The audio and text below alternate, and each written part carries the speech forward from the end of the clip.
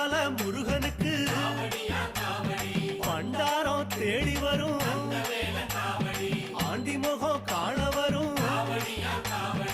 ஆவினன் குடி தேடி வரும் கால்நடையா வந்த காவடி இது தேடுவது கந்தன் காலடி